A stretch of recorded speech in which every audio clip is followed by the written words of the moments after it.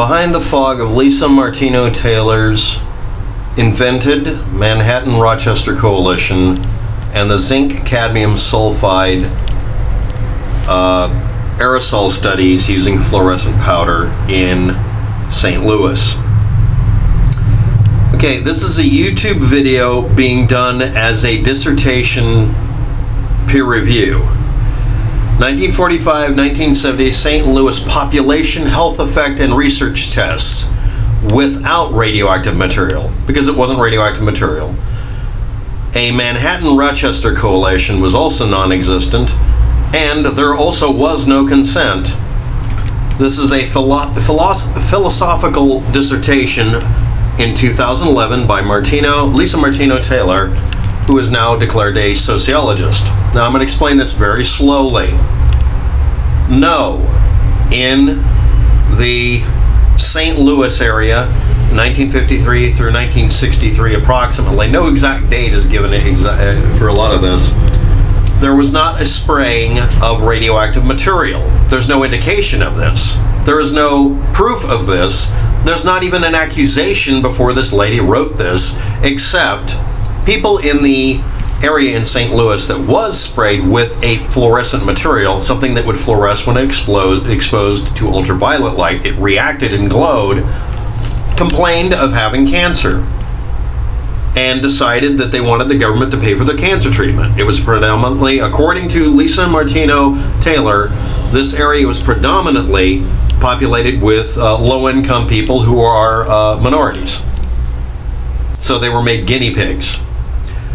That assertion is absolutely correct.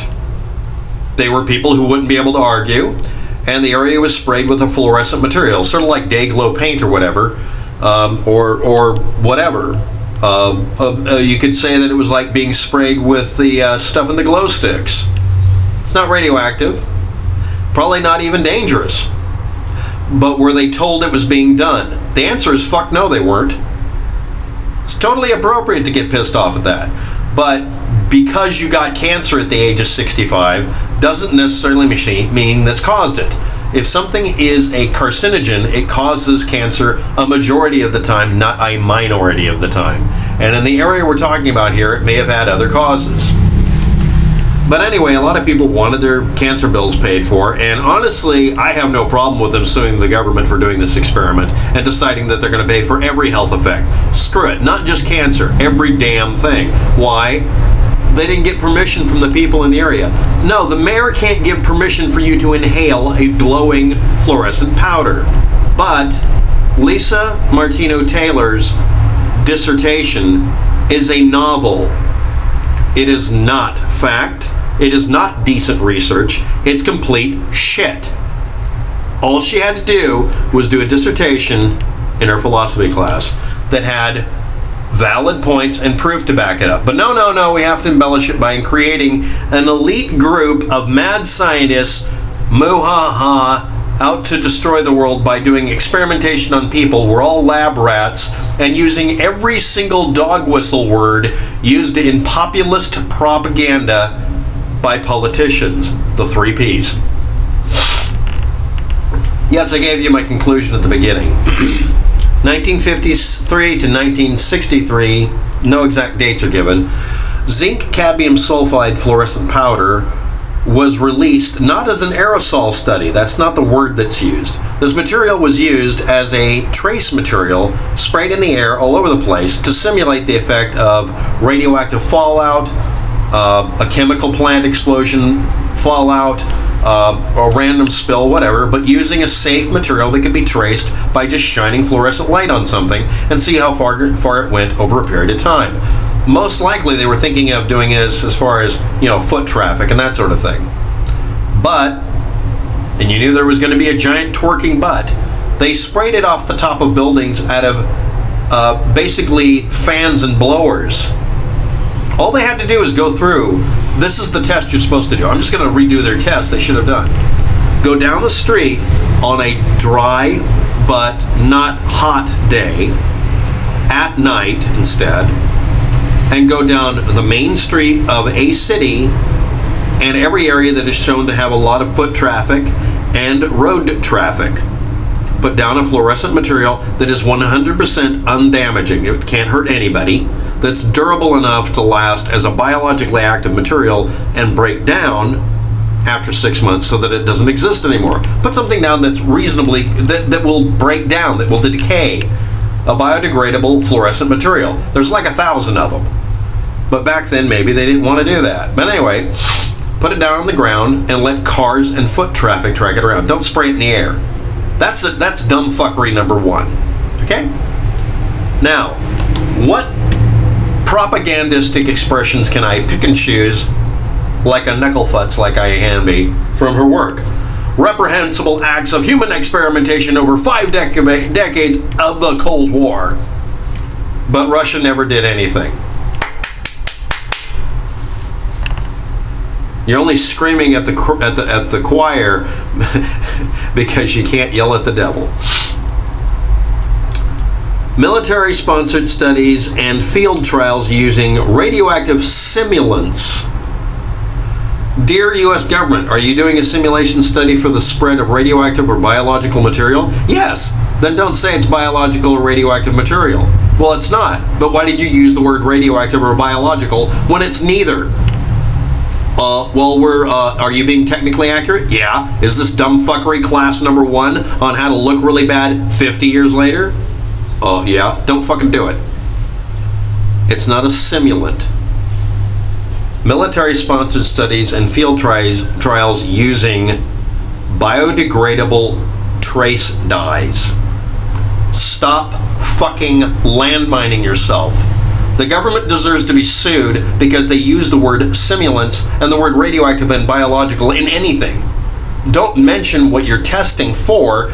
Talk about what you're using, because no one's going to hear what you used, a non-dangerous material. They're going to hear that you were testing for radioactive and biological spread on the surface of the ground and in the air by doing a trace material. That's what happened. No, she wasn't confused. She's not allowed to claim that she was, I'm confused, I'm a dumb little dum-dum. No, she wasn't. She's lying. No, she is lying. She's lying. But they deserve to get lied about. You assholes handed this to any propagandist on a fucking silver platter by claiming that you were doing this to simulate the dispersal of radioactive or biological agents. Why the fuck would you even include that wording? Oh, this is top secret. No one ever declassified anything. Elvis never did sandwiches. If you're that much of a dumb fuck, you should. The person who came up with this thing, the person who actually rubber stamped this, should be dug up out of the ground if they're dead already, hung upside down, and have potato salad thrown at them 24/7 with ants for 2 weeks at least on camera, and Trump should host it. I'm not shitting you. This one, we'll call him Fred. Fred the moron made it to where some idiot in Portland, Oregon had to defend the U.S. government because Fred the moron actually used the word radioactive and biological. It's a biodegradable, earth-friendly green trace material used to determine the logistics and propagation of dangerous materials or dust. You can make it a study of how far plant spores move. In fact, they used a fungus spore for the same reason, because you could test for it. But let's go on. These exposed American civilians to possibly hazardous substances. That's true. Technically, at the time, it was possibly hazardous. And even today, this stuff has a high toxicity level, meaning you have to have a huge amount of it in your system, huge, in order to hurt you. That's what high toxicity means. Not low toxicity rating means that it doesn't take much to kill you. This is high toxicity. But at the time, they didn't know whether it would hurt people. So if you don't know, don't. But there wasn't any radioactive material involved. Aerosols, that's only because they blew it out of air registers. I'm going to give her that. It's not aerosolization. Mist from the sea that you can smell is called an aerosol, by the way. So is a cloud. But this is, okay.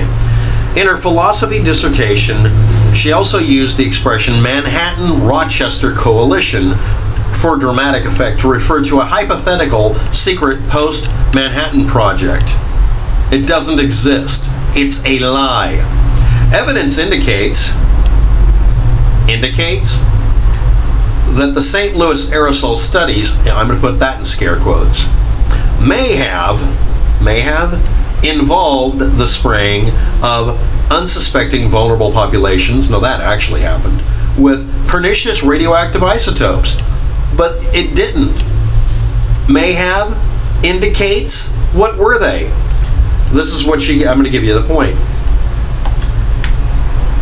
Her assertion is based on the fact, 1939, radioactive isotopes of zinc had been created, radioactive isotopes of cadmium, there's 20 of them, and zinc-65 was also a biological tracer study material. So she's decided that anything involving cadmium, zinc, sulfide, or whatever, must be radioactive for no fucking reason other than she needs something to put in scare quotes by saying it's a simulant of radioactive and biological problems, when it can be radioactively and biologically active.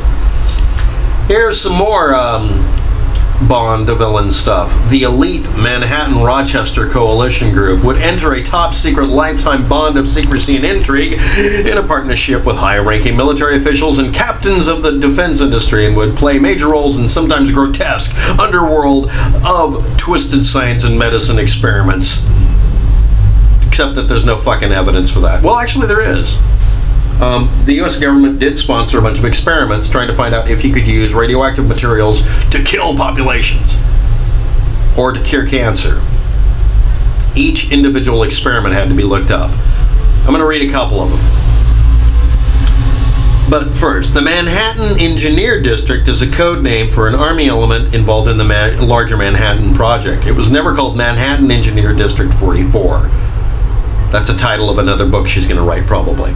1945, at the request of said district, a metabolic ward had been activated, that's a dog whistle, at Rochester Strong Memorial Hospital to carry out certain tracer studies with long-lived radioisotopes. Did you know that carbon-14 is a long-lived radioactive isotope? Did you know dumbfuckery is a real word? 11 hospital patients were injected with plutonium in 1945 and 1946. That actually happened. That's a real thing. Robert Stone exposed 32 dying patients to x-rays to determine what it would do to people so they would have a benchmark. They were already dying. And also it was possible by blasting with x-rays it might cure their cancer. They were experimenting, these are early stages of cancer treatment, by finding out if radiation could be used to kill cancer in general. From these experiments, whether these people gave consent or not, you're going to have to look up each individual study. They found out that certain radiations can actually cure cancer in some cases. It's not an all or nothing. Willard Frank Libby mentioned on Isotope Tracer page. Louis H. Hemperman, the plutonium injector, advised Robert Stone in a report that radioactive isotopes sprayed from aircraft offer the possibility of infecting dangerous levels in large areas, but watch out what it'll do to the water supply. 1943, radioactive polonium had been injected in hospital patients to test for absorption of the isotope, and then she invokes Monsanto, because that's a dog whistle.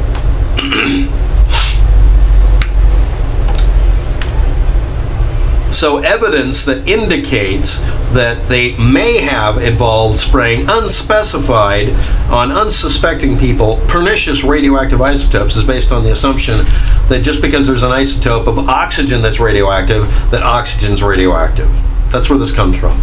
But I am going to blame the dumbfuckery primarily on the U.S. government for actually saying we're going to spread a completely safe, at the time, fluorescent powder and see where it tracks to by using the words biological and radioactive testing in our dissertation or our work.